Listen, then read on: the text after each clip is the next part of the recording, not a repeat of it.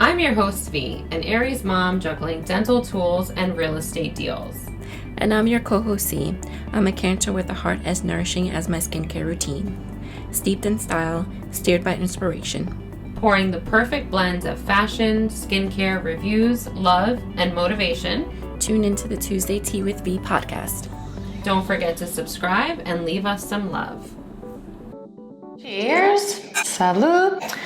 Welcome back, everyone, to another topic. Today's going to be a really heavy episode. It's pretty deep, so I think today's episode is going to be a two-part episode. There's so much to talk about on today's episode, which is going to be on narcissistic love, understanding, and healing. So it's going to be a heavy episode, and we're just going to pretty much dive right in. We should just go for it.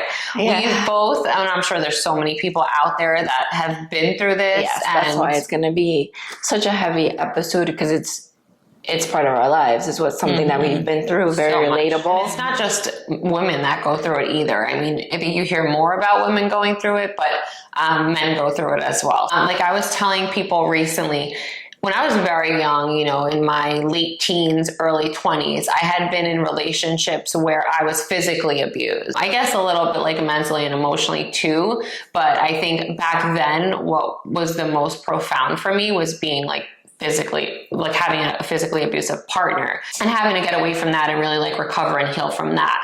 And then having great partners in between, then finding another narcissistic partner who did not physically abuse me, but it was mentally, emotionally. And when I tell you, I just said this recently, being mentally and emotionally abused by a person was far worse than the physical abuse that I endured years ago. And I'm not saying either one's good. Yeah, all of that is bad. And not a single person out there deserves to be treated like that by anyone, by any means. And I'm not giving one a louder voice than the other. I'm just speaking from my personal experience.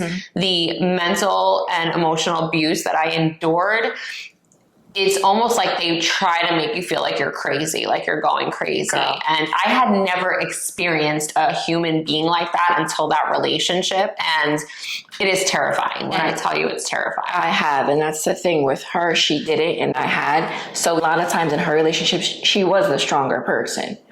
So to go through it this time was a big change for her, because it's not something that she had ever experienced before. But as far as me, it's never been physical. It's always been a mental roller coaster when it came to manipulation, narcissism. It's always been more mental for me, I guess, because and I guess we'll go into it, with narcissists, they read you. They know where your weaknesses are. And I guess because they feed off of that. It's so sick. And it's crazy, because I remember sitting there thinking I can't believe there are human beings out there like this. It's just creepy, the things that they will do and try to get away with. It's really, it's like I said, terrifying. I don't know how else to describe it other than terrifying. Yes, and that being that when you're an emotional person, and I'm very sensitive and emotional person, that's how they know to use mental abuse on you, because you're empathetic, you're sensitive, you're loving. So they know that the best way to get to you is not through physical abuse, but through mental abuse. Yeah, it's shit. That shit's rough. The good thing, though, I will say before we get deep into the topic, is that after going through what I went through, if there's even a pink flag in another partner, I'm not even getting to a red flag. I'm good. I'm done. Get the hell out of there, because that just, nobody has time for that shit. We do want to bring awareness to this and just talk about it a little bit, because if there is anyone listening out there that has gone through it or is going through it, to let them know that they're not alone. And even though it is hard, to leave, sometimes, we were talking about like, well, why do people stay in a situation like that? And there's so many reasons why people would stay, just the comfort of, being so used to being with that person, and the fear of moving on and starting over and finding what you deserve. It's crazy how brainwashed we become when we're in the situation. And once you remove yourself and realize the possibilities and the things waiting for you on the other side and what you truly deserve, you look back and you're like, why was I stuck there? Like, what the hell was wrong with me? But it's hard. It's so hard. So people could stay because of comfort. They could stay because of security. Maybe they don't have anything else without this person at the moment, and they feel like they have to stay there, or they're stuck there, which is sad. Sometimes there's kids involved. So they that whole let's do it for the kids type of thing, which we know is the worst reason to stay in a relationship. And then a lot of times you also stay for loneliness. Fear definitely takes a part of it too, in different ways of leaving the relationship. Fear of something that they might have said to you, oh, you're never going to find anyone better than me. And then you start to think about it. There has to be something way better than the situation that I'm in, because you're not a good person.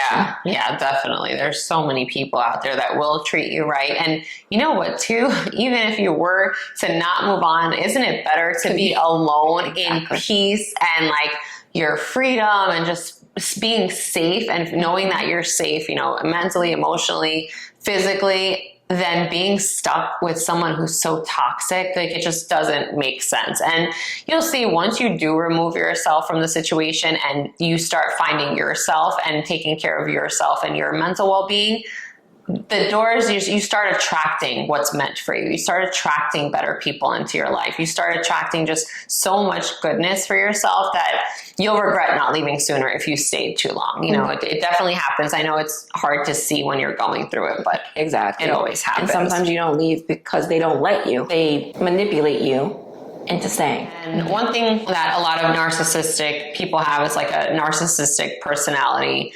disorder. Basically, their self-esteem is so low. Like that's one thing you'll notice about a narcissistic person.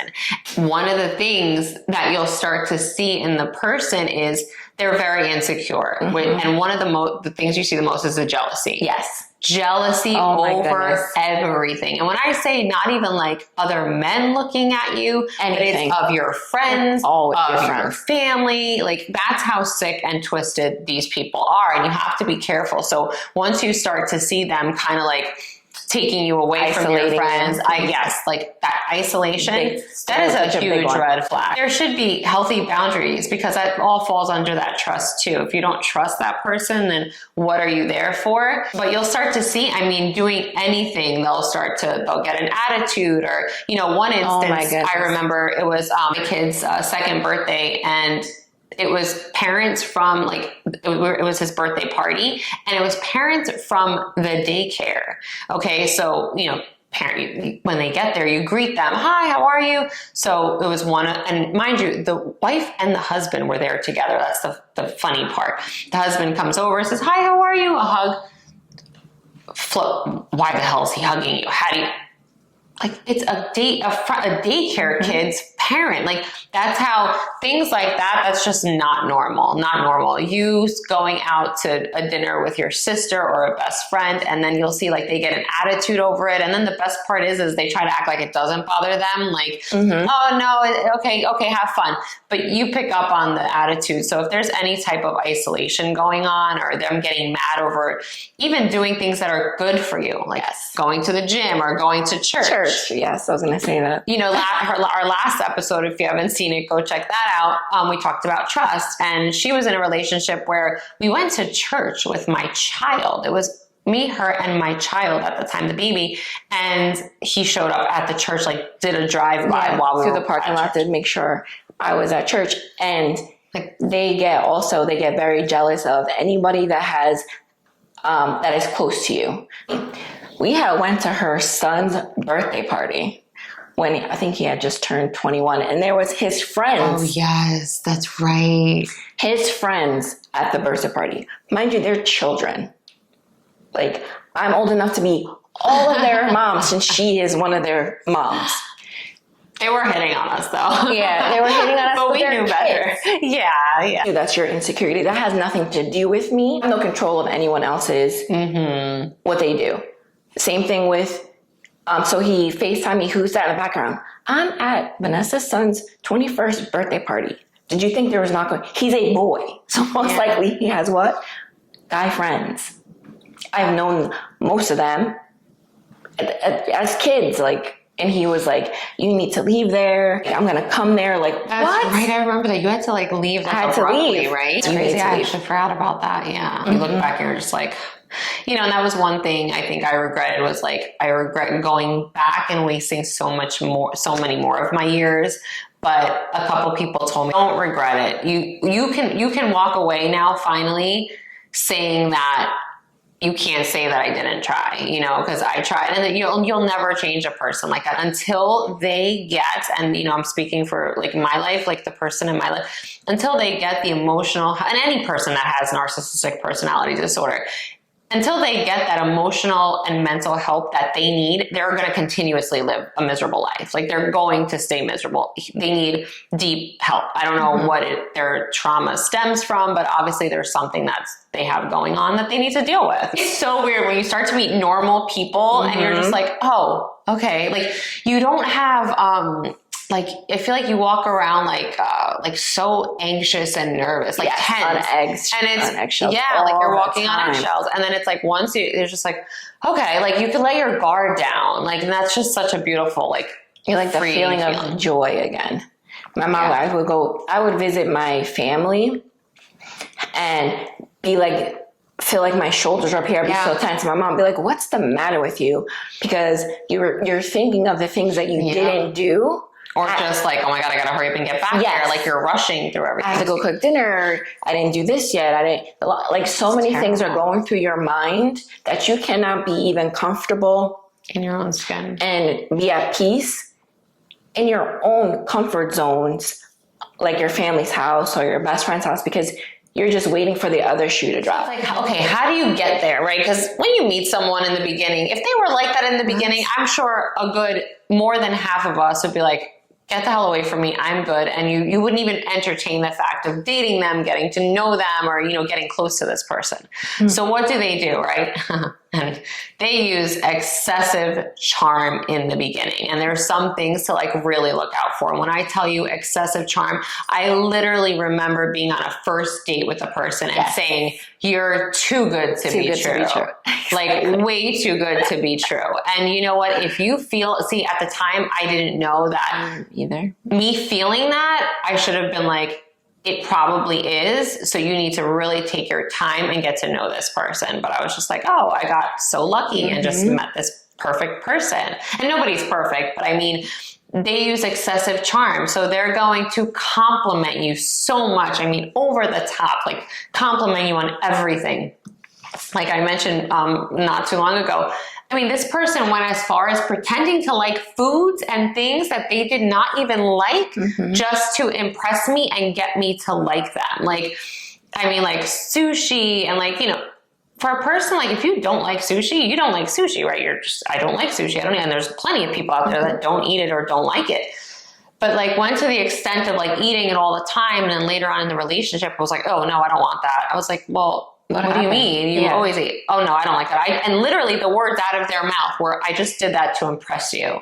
Like just sick and twisted. And at that point, things were so deep and so far in, it was terrible. Oh, and then you look at it like, oh, you know, oh, that was sweet that he tried it, but it's not. It's not trying. Yeah, no, it was literally putting on a facade. A mask. Yeah, and then complimenting every little thing. And then I remember like, you know how like, you don't realize things when you're going through it, but then in hindsight, you look back and you're like, that was definitely like a thing. Yes. I remember after them meeting my friends a few times, like we would go out and then it was like, oh, well, did this person like me? And I was like, I mean, yeah, just, yeah. She's like, yeah, he's nice, whatever.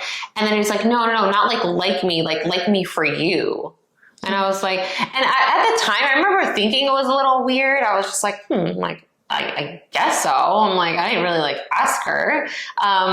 But looking back now, I'm like, see, he was trying to not only win me over with this fake person that he like put forward, but trying to win the people around me so that they could convince me of the same thing and then kind of like get me away from them on my own. Like, it's just fucking creepy. And then another talking about like red flags and love bombing. And so I had a while ago, I had met somebody, and within 2 weeks, I got the L word.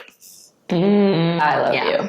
That happened quick. Yes. And I was like, and I had told her, and she was like, oh no. She was like, delete, block. She was like, no. She's like, that's scary. I met his sisters on the first date. I know. I remember I was like, wow, that's moving fast. Yeah, but it was like, it wasn't still. This man ended up turning out to be not just a rider on the crazy train, but he was the conductor and the fucking owner of the crazy train, because he would call me with love bombing. They have early conversations about your future together. You know, you're going to be my wife. I'm like, oh, okay. But he was, they try to promise you a future. Yeah. So the drink, so I was like, I passed it off as like just out drinking and stuff, but no. Yeah. It got worse. Okay, now I understand that, of course, when you're first meeting someone, we all do it. You're going to put your best self forward, right? Like, of course, you're not going to like, but you're not so comfortable. A fake self. But yes, exactly. There's a difference. And I'm sure like people out there, you're smart enough to know the difference. There's a difference between, okay, obviously you're going to be more, just different when you first meet someone. Yeah. Than putting on a whole, like she said, being a whole nother person. I mean, come on, there's a certain boundary there that you should know the difference between. And unfortunately, I didn't. I was very trusting from the beginning and probably trusted a little too much, but learned my lesson. There's a series on TikTok. There's this lady, she's like, it's called Who the F Did I Marry? I heard about that. I haven't watched it. Did you watch it? I watched so far. I watched because I was hearing about it too, and so many people were trying to watch it, and people were trying to watch it so much like that it was crashing TikTok because people. Oh wait, is it a show though? It's on TikTok. It's a series on TikTok. Oh, okay. No wonder. I thought it was on Netflix. No, and it's really good. So she keeps saying, "That's what I thought it was. I thought he was just too good to be true." So. Yeah, that's because it's a 50-part series. Oh, geez. Okay. So she was like, just hold that in the back of your mind on where the story is going to go. Just speaking from my experience, they throw it back in your face. Exactly. They love to say they did shit for you. Oh my so that was one thing I could always be so thankful for, is that I was very independent, always had my own. And that was one thing that the person can never do. Oh, well, I did, but they love to be able to say that they did something for you and throw it back in your fucking face. And I'm just, that's one thing. And my situation, when it comes to throwing stuff back in your face, it's like they feel entitled. They're like, this is my place. I pay for everything. I don't get help. But then when you try to give them help, they don't want it. Oh no, don't worry about it. Just, that money that you're going to help me just keep it. That's the best part though. Oh, this is thank God it's your place because I'm getting that. Nobody helps me. I do. Like, just to put them on that top pedestal and try to make you feel lower than them. I do everything. Nobody helps me. But before they tell you, oh, this is my place, they're telling you, this is our place. This is not just mine. This is for, it literally, they go from like 0 to, and that's the one thing, like it mimicked, me talking to people about the situation. It was like the first questions always asked is like, are they bipolar? And I don't know, the way that they act is very similar to that of a bipolar person. I mean, definitely, I think medication was needed for that person. I don't know. I think so. And I know that runs in their family. So who knows? But they're a person, people like that don't seek help. They don't think anything is wrong. Even if they feel like there's something's wrong with them, because he will be like, I think I'm bipolar, and laugh about it, because he would know when he would go from 0 to 100. So he knew there was something that could possibly be wrong, but it was a joke. And that there might be something wrong. They won't seek help because they really don't feel that there's something. See, and actually in my relationship, we had even gone to couples therapy. Oh, no, I tried. Like we had even did therapy, and every time a counselor or a therapist would try to speak to them about things that they had to work on or things that were wrong, the first one I remember, they cursed the person out, which was terrifying because it was at a church. And then like, it was just always, oh, they're terrible. They're this, they're that. Okay, you go find the therapist then. Here, I'll leave this in your hands. Same thing. I think we went through like 3 or 4, and by the 4th one, when she was the one that lasted the longest, maybe like a couple sessions, when she finally got to the point of saying, you need anger management, you would benefit from individual therapy. That was it. Done with that one too, because they don't want to admit that there's anything wrong with them. Responsibility for their issues. So that's another red flag that they don't, because I feel like everyone needs therapy. Yes, everyone can benefit from it. It's so good and who doesn't want to work on themselves and better themselves? First of all, nobody's perfect out there. Someone that doesn't think that there's anything wrong with them. Yeah, exactly. So it's like, you want to better yourself. Everyone, you're constantly growing. No matter how old you are, you're growing, you're bettering yourself. You have more wisdom. And that's something that you should want for yourself. So when somebody finds like that to be offensive and they get very defensive, I think that's like a red flag right there too. And you should probably keep that in the back of your mind and be careful. In the beginning, it was good. But then as you go along, you start to fight more than you don't fight. Yeah, you fight more than you're happy. Definitely, yes. I agree. Yeah. So we were at that point, and I have been here before in a previous relationship, and I was like, and I knew she was going to counseling. So I was like, we should definitely try counseling. He was like, I can't go to counseling because I have family secrets and I don't need anybody knowing about my family secrets. I'm like, it's a counselor. She don't know nobody that you know, and nor does she care to know anybody that you know, or him or her. They're there to help us. Not to be like, oh, your life is just so, and that's another thing. He just swore that his life was just so different from everybody else's, that she was going to hone in, or him or her was going to just hone in on his life. You're not that special. Mm-hmm. There's other people that have worse stories or more complicated situations than you do. So that was the excuse that I got about going to see counseling. And then it's a whole lot of gaslighting too. And I thought I experienced for me, it was so crazy to experience like the whole gaslighting thing. And I remember in the beginning, before I even really knew what that was, this person would do that to me all the time. They would say like, this is blue. And I would see that it's red. And I'm like, but it's red. And they're like, no, it's actually blue. And I remember back then I would be like I would second guess myself because I was never around someone so manipulative and toxic in this way that it was a new world for me. And I think the breaking point came at the very end. And this was where I think like the gaslighting to me was so shocking that I remember bringing it up to my sister, and my sister was like, people like that, it's such a psychopathic behavior. They have no empathy. They cannot relate to another. Like there's no emotional connection. Like they don't have that. And I was just like, I finally believed that at the very end, the boundary was crossed to where that was the very end for me. It was the nail in the coffin. I was able to walk away because one of my children were disrespected. And when I mean like, he yells in such a manner and so toxic that it terrified my kids, and I had to get even authorities involved. So the authorities are there and they're putting on a fake facade, talking very nicely to my children, to my child, and like acting like nothing happened.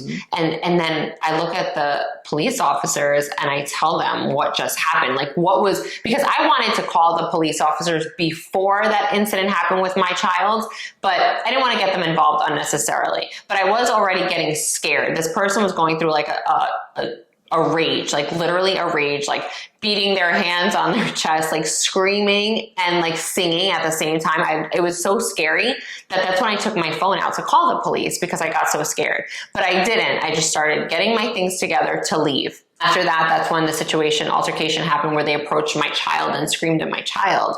And that's when I said, get the fuck out of here. Like, you're not doing this to my kid.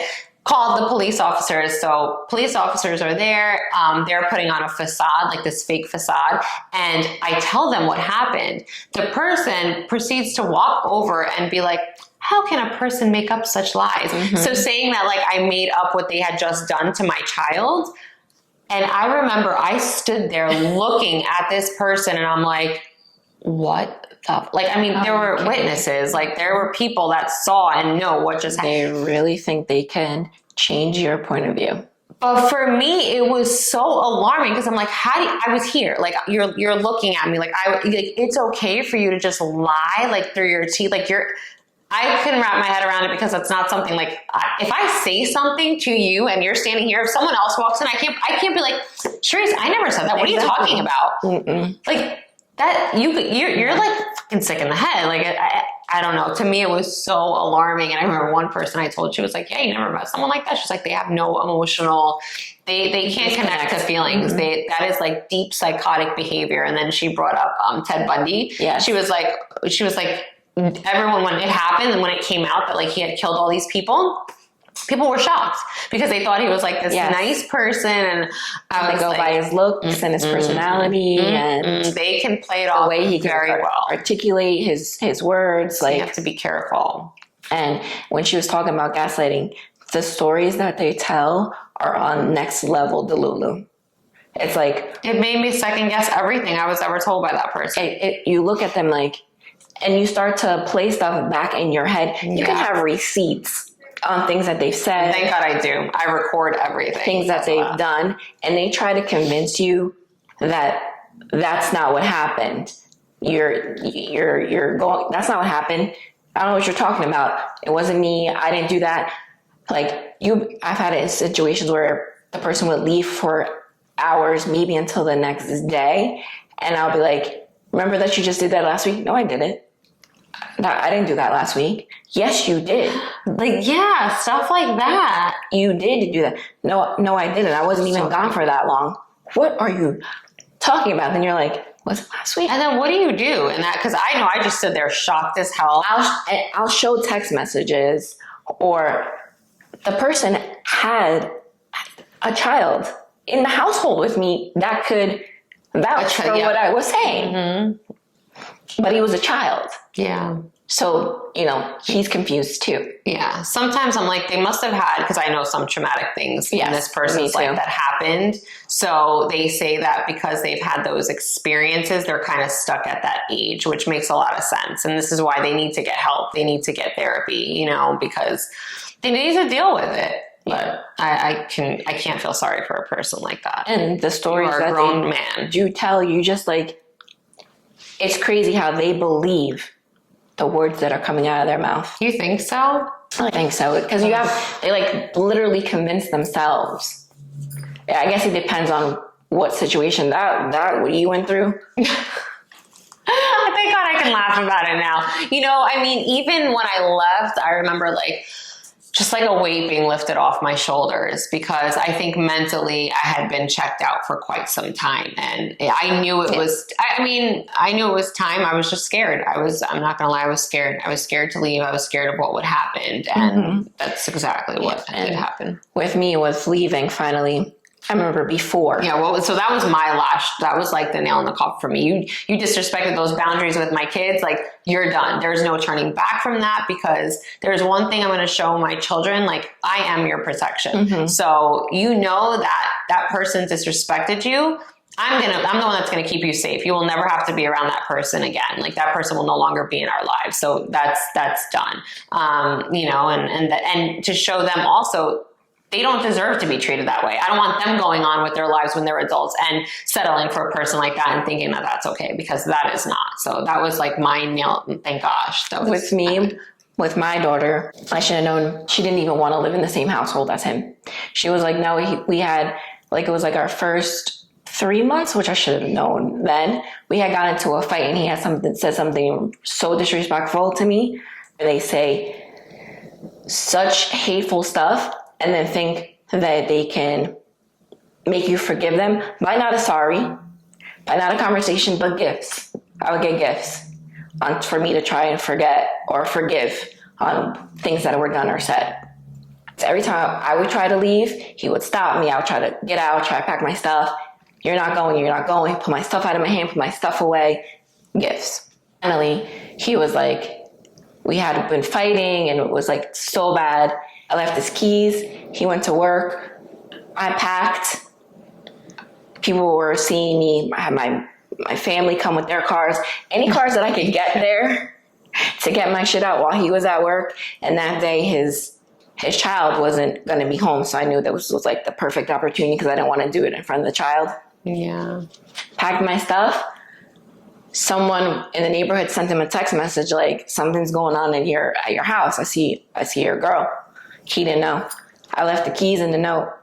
I was gone. Yeah. Yeah. And thank God for our family members and people that were supportive of us and helped us, you know, like get out of those situations. And, you know, they knew and they would see things early on and they did not like the person and they would always say things, but you know, it's our decision. So of course we're still gonna do what we're gonna do until we really learn, until we learn that this is not healthy and normal and exactly where I need to be right now. Sometimes it does take you time. And I believe that things do happen for a reason. It's a lesson that you're now able to bring with you into your next relationship after you heal. Mm-hmm. But you definitely need to heal first before you even think about trying to be in a relationship. But I know sometimes it's hard because she yells at me all the time. I'm definitely a lover. She'd be like, so you better not. She was like, you better not be falling for this person. And it's hard. But now that I've gotten older and been through these type of situations, it takes me a little bit longer. Yeah, because you have to really get to know a person. You know, you can't get to know them that fast. It takes time, and you really have to know someone before falling for them. Like that's one huge lesson that I learned. Yes, and I, you know, even with the gaslighting thing, like don't let it get to that extreme. You know, little things, even little things that are small. If you're like if it makes you think a little bit, it's probably not right, you know. Take note of like she said, any little things that might make you feel uncomfortable. And that's another thing, be able to have a conversation with the person, and if that person like sweeps it under the rug or doesn't want to talk about it, that's also a sign too. Emotional roller coasters, highs, lows, but there's a whole lot of like fights, drama, and violence. Like always. That was one thing I noticed. The temper, it was very like over any little thing. Like the person would be so mad, and I'm just not like that, you know. So I feel like when you're around someone like that, it's almost like they bring out the worst in you. Oh my gosh. You know, like, so if someone's bringing out the worst in you, like someone that loves you and cares about you, they should be bringing out the best in you. They should be uplifting you. You're a team. They should be motivating you. So, all right. So that's going to wrap up the part 1 of this episode on narcissistic love. So you'll have to tune in to the next episode, and that'll be part 2, the continuation of this episode. So we'll end this here, and to be continued. Bye, guys. Bye, everyone.